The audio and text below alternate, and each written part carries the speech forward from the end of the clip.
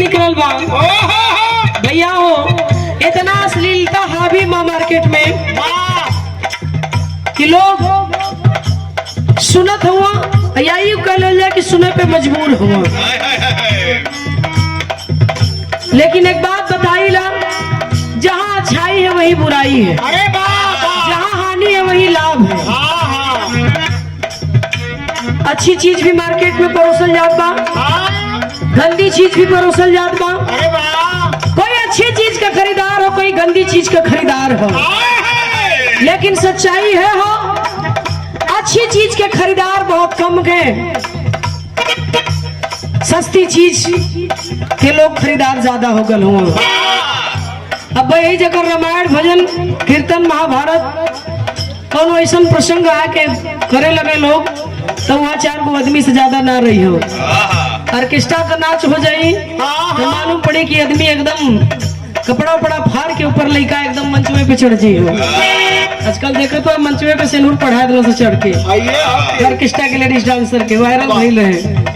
तो ए लिए बतावल जला अच्छी चीज सुनिए, अच्छी संगत करिए, संगत से गुण होता है, संगत से गुण जात।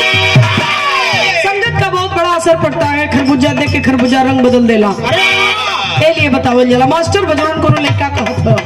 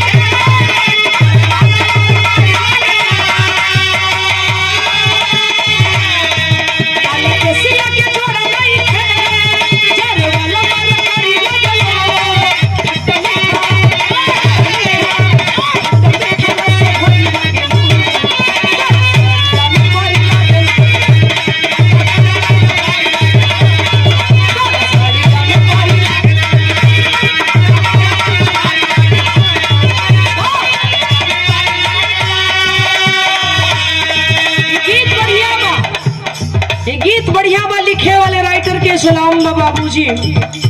ऐसी साफ सुथरी गीत होनी चाहिए जो समाज में गावे में माता बहन आप लोग सबके कोई की मुड़ी घुमावे के हिलावे की जरूरत न पड़े। फंक्शन